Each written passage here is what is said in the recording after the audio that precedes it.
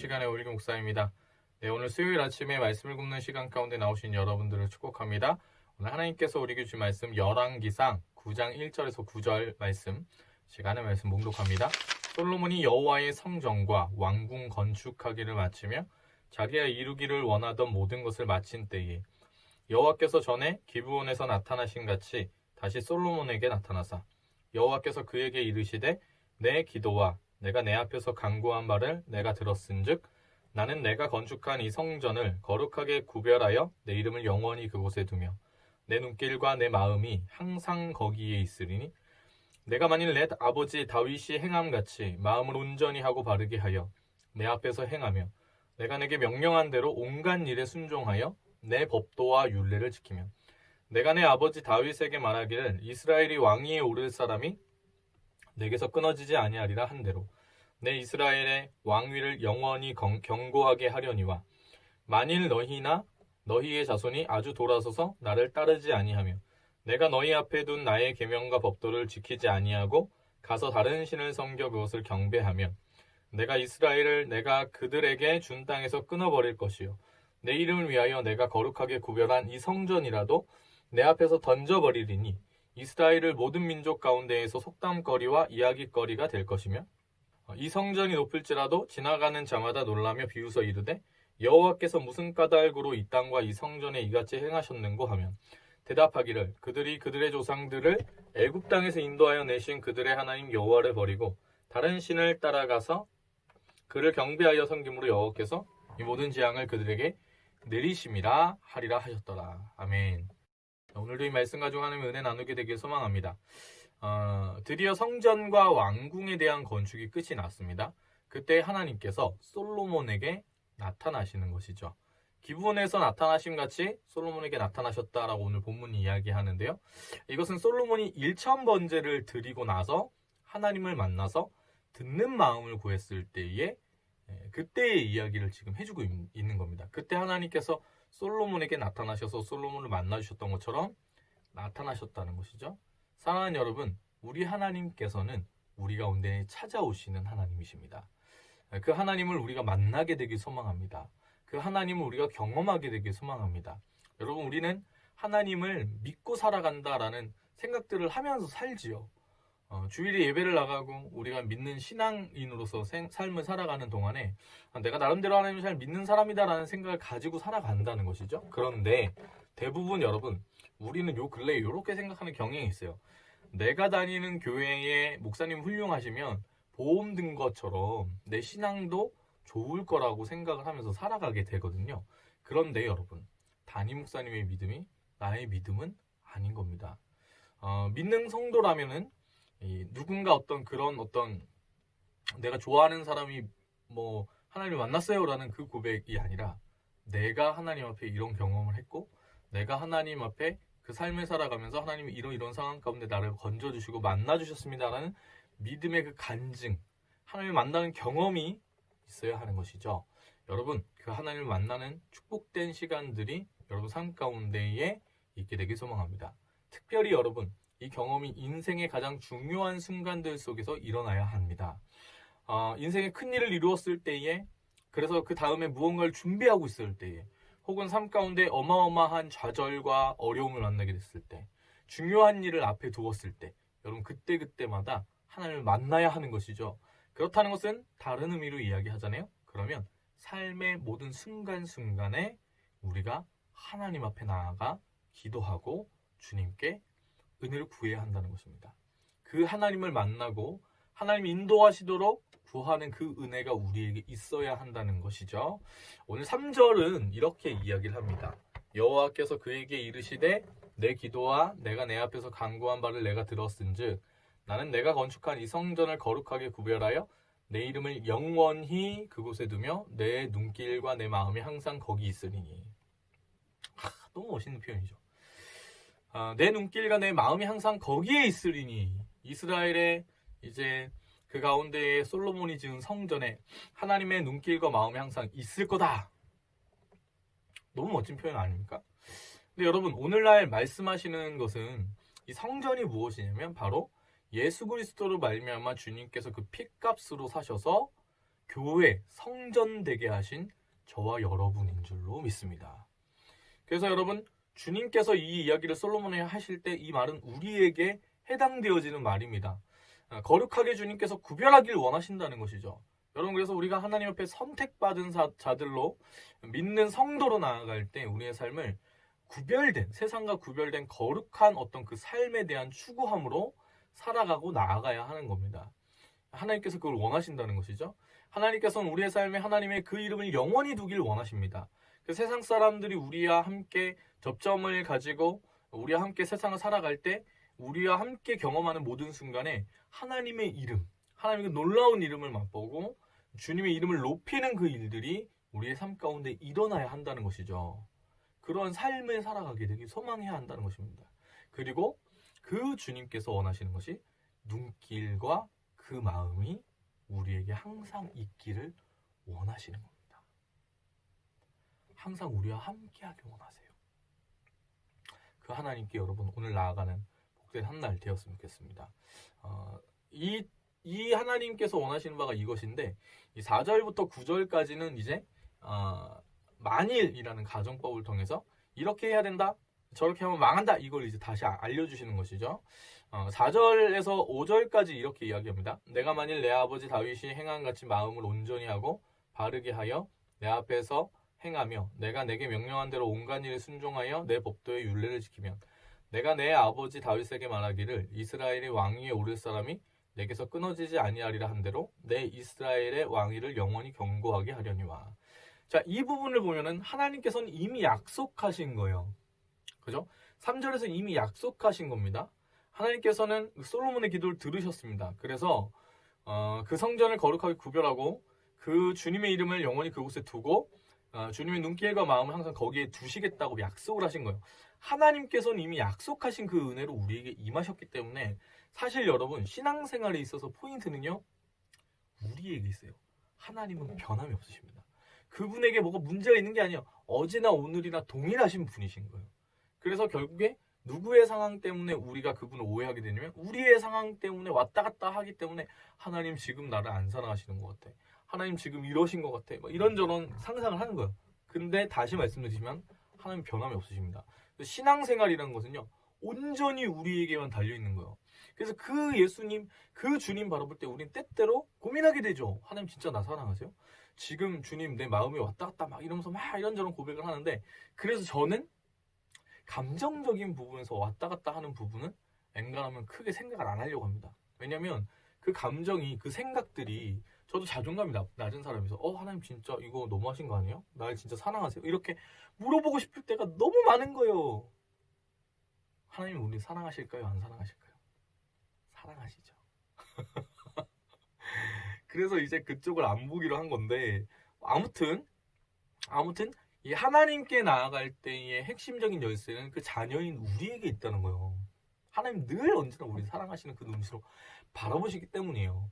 그래가지고 오늘 이렇게 얘기하시는 겁니다. 다윗이 행한 같이 행해라. 근데 이 말이 이런 거죠. 우리에게 얘기하시는 건데 마음을 온전히 해야 합니다. 바르게 해야 하고요. 하나님 앞에 서서 하나님께서 명하신 대로 그 모든 일에 순종하고 그 말씀을 지켜 행하는 사람이 돼야 하는 거예요. 그럼 하나님께서 우리 가운데 축복하신다는 거죠. 근데 여러분 그렇게 사는 게 쉬울까요? 어려울까요? 어렵죠.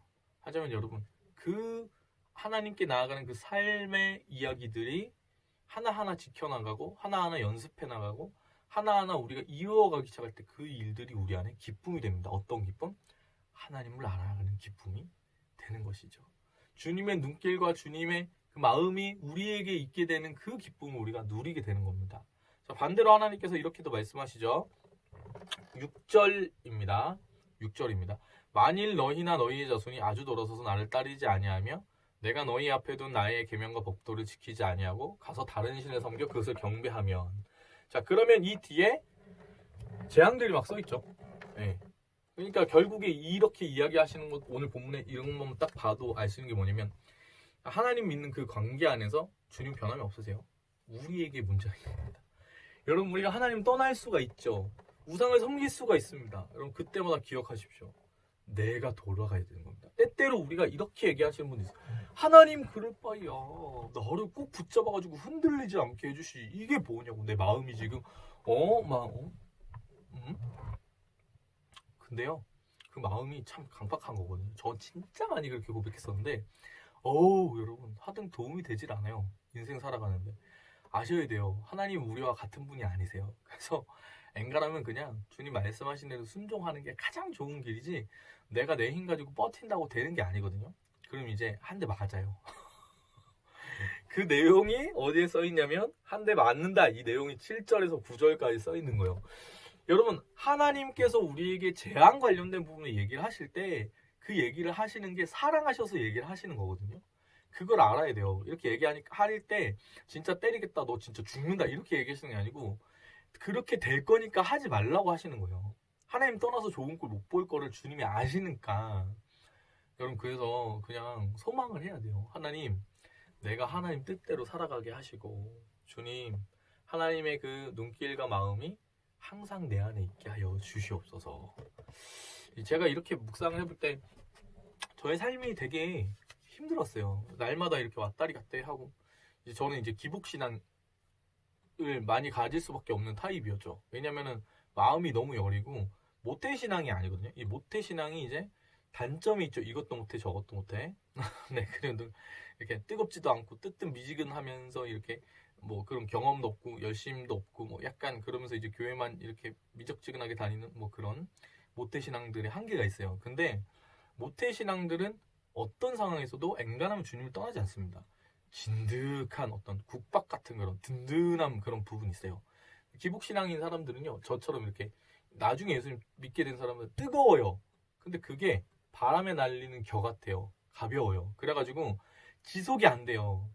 가다가 확 식어버려요. 그래서 때때로는 주님, 주님 나의 하나님 삶을 다 드리겠습니다, 이러다가 갑자기 막 다운돼가지고 뭐 하나만 있으면 하나님 살아계십니까, 이렇게 막 얘기하는 거예요.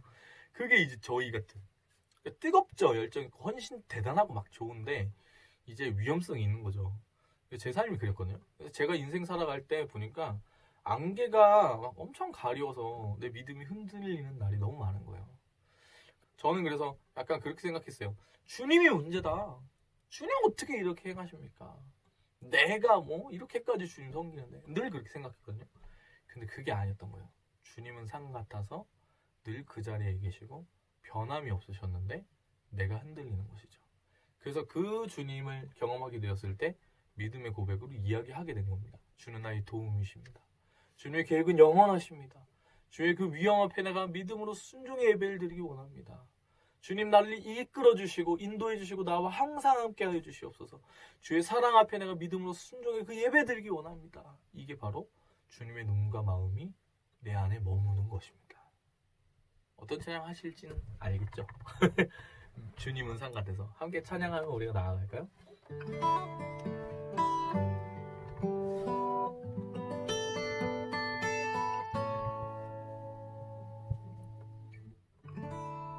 안개가 날 가리워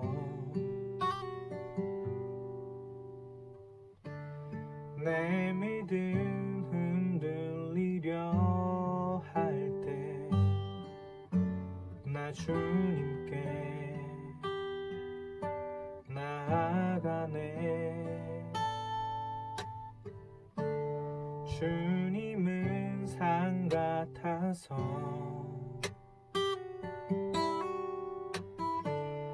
여전히 그 자리에 계셔.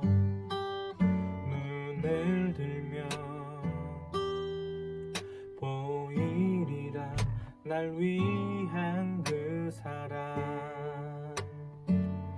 주는 나의 도움이시며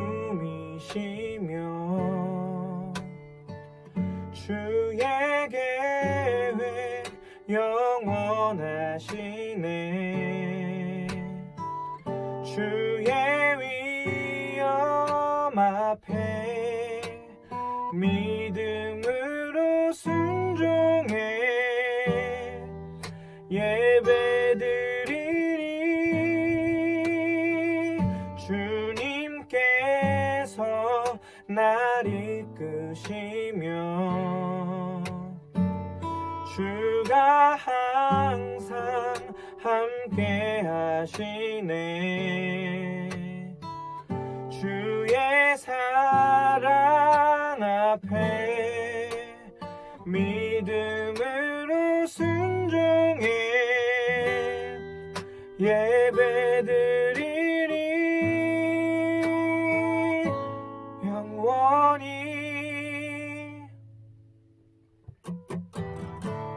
주님은 산 같아서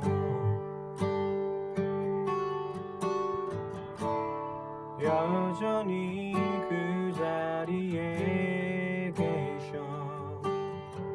눈을 들며 보이리라 날 위한 그 사랑. 주는 나의 도움이시며 주의 계획 영원하시네. 주의 위엄 앞에 믿음으로 순종해 예배드리리. 주님께서 날 이끄시며 주가 항상 함께 하시네. 주의 사랑 앞에 믿음으로 순종해 예배드리리 영원히.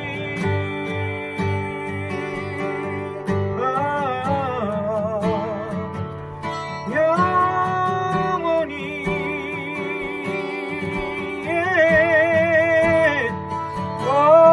할렐루야 영원히. 주님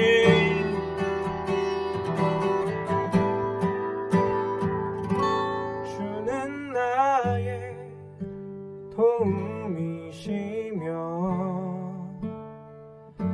주의 계획 영원하시네. 주의 위엄 앞에 믿음으로 순종해 예배드리리. 주님께서 날 이끄시며 아멘. 주가 항상 함께 하시네. 주의 사랑 앞에 믿음으로 순종해 예배드리리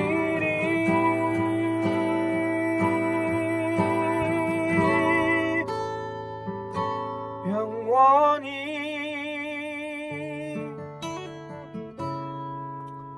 주님, 오늘 한날 우리가 살아갈 때 하나님의 그 눈길과 주님의 그 마음이 우리를 향하게 하여 주시옵소서. 우리가 주님 앞에 거룩하게 살아가길 원합니다. 하나님, 늘 변함이 없으신 그 하나님 앞에 우리도 신실하게 아버지 하나님 그 주님 바라보고 믿음으로 오늘 하루 한날 살아갈 수 있도록 주님 우리를 붙들어 주시옵소서. 우리 삶의 영원하신 소망이 되시는 주님 예수 그리스도의 이름 놀라우신 주님의 이름을 찬송합니다. 감사드리며 예수님의 이름으로 기도합니다. 아멘. 네, 오늘 하루도 은혜 가운데 살아가신 여러분들에게 축복합니다. 화이팅입니다. 사랑합니다. 축복합니다.